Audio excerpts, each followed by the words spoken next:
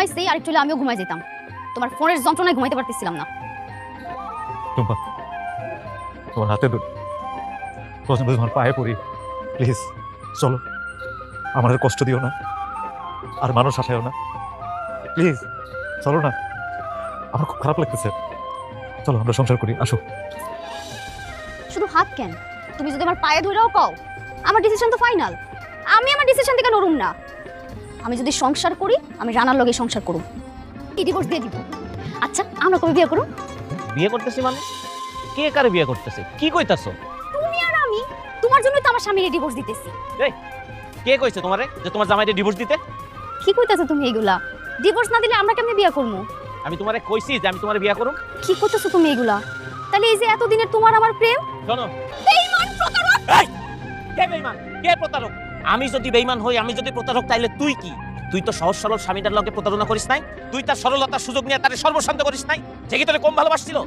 আজ তুই তারে ডিভোর্স দিয়া আমারে বিয়ে করতে চাস। কাল যদি আমি বিদেশ যাই, তুই তো অন্য কারো লগে ভাগবি। ভাগবি না? তার কোনো গ্যারান্টি আছে? তাহলে এতদিন যে আমি তোমার লাগা এত কিছু করলাম, তুমি যা চাইছো তাই দিছি।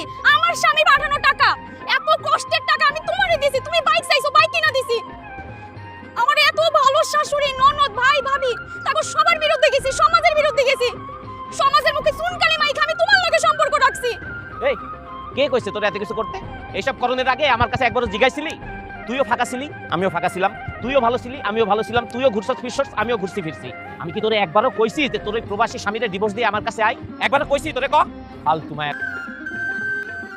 তোর কারণে আমরা দুইটা পরিবারের মান-ইজ্জত নষ্ট। আমরা মানুষের সামনে মুখ দেখাতে পারি না।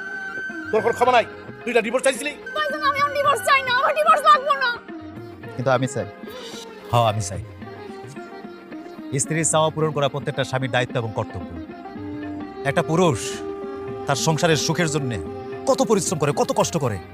আর প্রবাসী হলে তো কথাই নাই। প্রবাসী দুঃখের কথা, প্রবাসী কষ্টের কথা কে শুনে? একজন প্রবাসী বিদেশ করে, তার বাচ্চা, তার পরিবার দেশে রেখে যায়। কিন্তু সেই প্রবাসী যখন শুনে তার পরিবার, তার স্ত্রী অন্য জায়গায় প্রেমে জড়িত হয়েছে, এর চেয়ে কষ্টের, এর চেয়ে দুঃখের একজন প্রবাসী আর কিছু হতে পারে না।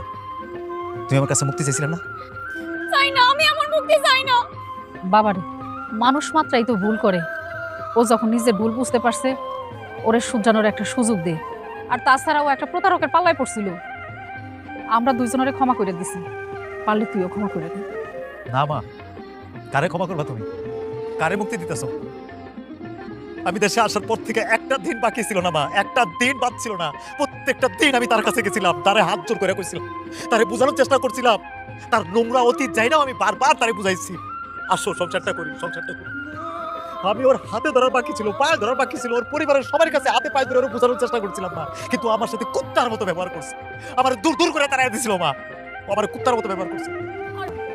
কারণ তোমারও যদি আমি এখন ক্ষমা করে দিই, তাহলে আমার হাজার হাজার প্রবাসী ভাইরা অনেক কষ্ট পাইব, তাকে কলজা ভাঙা যাবো। কারণ তোমার মতো বউয়ের সংখ্যা এই দেশে খুব অল্প, অথচ আমার হাজার হাজার প্রবাসী ভাইরা তাদের বউ বাচ্চারা এখানে বিদেশ করতেছে। আমার ওই ভাবিরা, ওই বোনরা কত কষ্ট করতেছে দেশে, তাকে বাচ্চারা মানুষ করতেছে, সংসার দেখতেছে। কিন্তু তোমার মতো একটা লুবি, অহংকারী, নিজের সৌন্দর্যের অহংকারী তুমি বাঁচো না। তুমি কি মনে করছো তোমার মাফ করা যায়? না, তোমার মাফ করা যায় না। আমি আমার প্রবাসী ভাইগুলো ছোট করতে পারবো না তোমার ক্ষমা করে। এই নাও তোমার ডিভোর্স পেপার, আমি সিগনেচার করে রাখছি। খালি তাই না, তোমার 3 লাখ টাকার চেক দিয়ে রাখছি, তোমার কাবিনে 2 লাখ টাকা, আরো 1 লাখ টাকা দিয়ে রাখছি, যাতে তুমি 3 মাস তোমার ভরণ পোষণ হয়। রাখো তোমার ডিভোর্সের পেপার, সুখে থাকো তুমি।